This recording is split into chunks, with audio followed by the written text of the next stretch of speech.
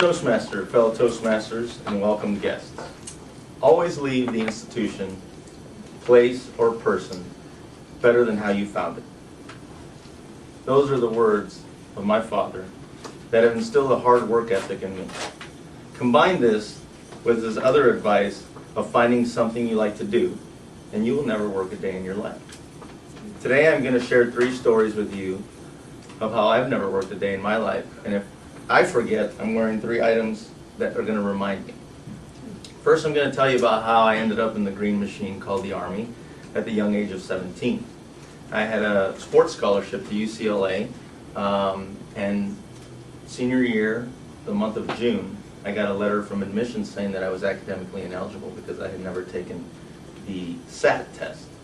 So I quickly called my coach, who's still there, and I said, "Hey coach, what's this thing about a SAT test?" He says, "Dave, you never took the SAT test?" And I said, "No."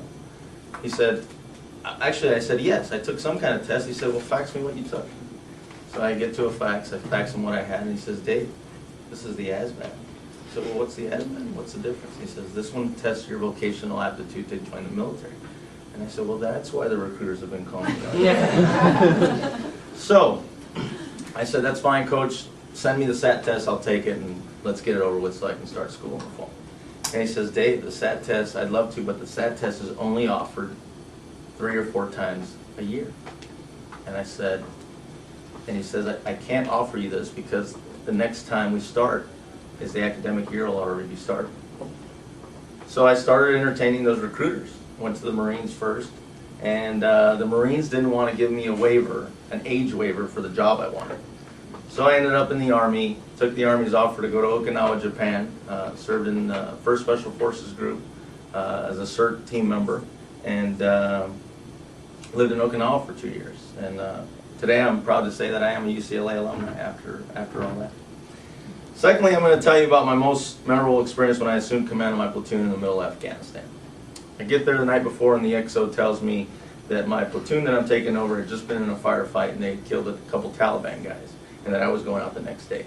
I get to the chopper at dark 30 and I get handed a guy with a blindfold who is a previous enemy getting ready to be repatriated into the villages.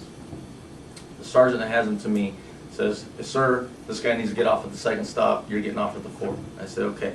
I've been an officer, I've been enlisted, a non-commissioned officer, but now I've been an officer for a little bit more than a year, and it hadn't settled yet. So I finally, right there it was settling. So I get in the chopper, I'm very nervous, I'm shaking, got a 100-pound rucksack, my rifle, and I'm getting ready to go to the middle of Afghanistan.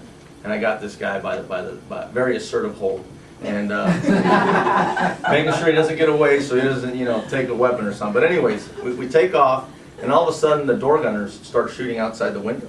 And of course this is my first ride, and I'm like, oh my gosh. Now I know they have to do a check fire and test their weapons as they leave. So I was even more nervous for no reason, but I thought they were shooting at something. So we get to the first stop, and I grab a hold of this guy, make sure he doesn't run. Big rotor wash, blackout, brownout. Get to the 2nd stop, and to my surprise, a big sergeant comes up and he says, "Hey sir, is this the guy?" I said, "Roger that." Give him the guy. I could only hope that my 4th stop could go just as smooth as that one.